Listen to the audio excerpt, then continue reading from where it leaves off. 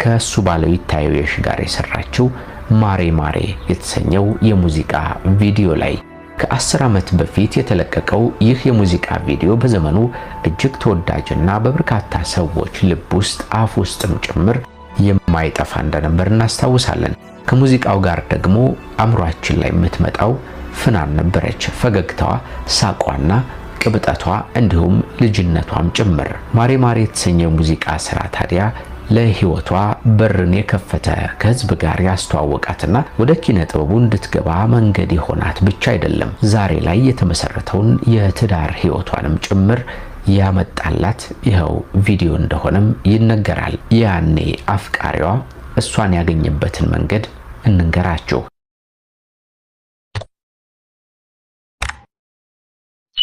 እሱ ባለው ይታየሽ በኤግዚቢሽን ማዕከል ይህንኑ ማሬ ማሬ የተሰኘውን ሙዚቃ እያቀረበ በነበረበት ጊዜ ተመልካቾች እጅግ አብዝተው ስለሚወዱት በተደጋጋሚ እንዲዘፍነው ከ4 ጊዜ በላይ ተጠይቆ ደጋግሞ ይዘፍነዋል።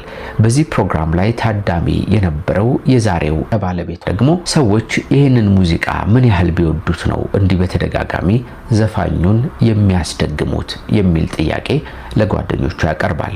ጓደኞቹም እንዴ አላየኸውም እንዴ በጣም ተወዳጅ ስራ እኮ ነው፣ ቪዲዮም አለው፣ ሙዚቃ ቪዲዮን ተመልከተው ብለው ያሳዩታል። የሙዚቃ ክሊፑን ሲመለከት ታዲያ በቪዲዮ ላይ የሰራችው ፍናን ናት። ፍናንን ከዚህ ቀደም ያውቃታል ለካስ።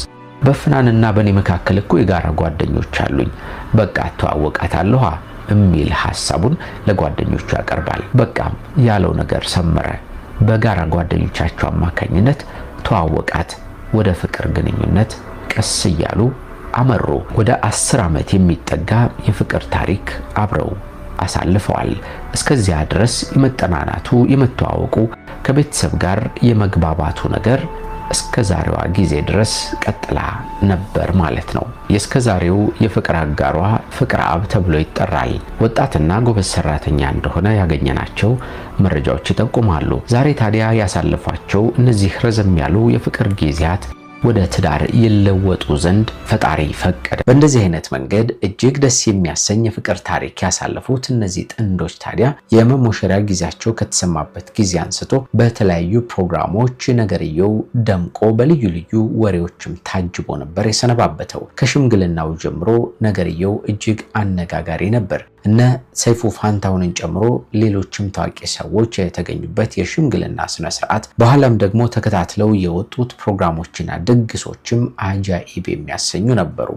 አሁን በመጨረሻ ደግሞ የሰርግ ስነ ስርዓቱ ተከወነና በብዙ ሰዎች ዘንድ ደስታን የፈጠረ ሆኗል። ሽርጉድ ሲባልበት የሰነበተው ይህ የሰርግ ስነ ስርዓት ከሰሞኑ ተከወነና ዛሬ ደግሞ በተለያዩ ማህበራዊ ሚዲያዎች ላይ ፎቶዎቻቸውና ቪዲዮዎቻቸው እንደ ጉድ ተጥለቅልቀው በዚህም ሳቢያ በጣም በርካታ የፍናን ህድሩ አድናቂዎችና ወዳጆች እንኳን ደስ ያለሽ የሚል መልእክታቸውን እየላኩ ነው። ሙሽራው ሙሽሪትን እጇን ሳባ አደረገና ቀለበቱን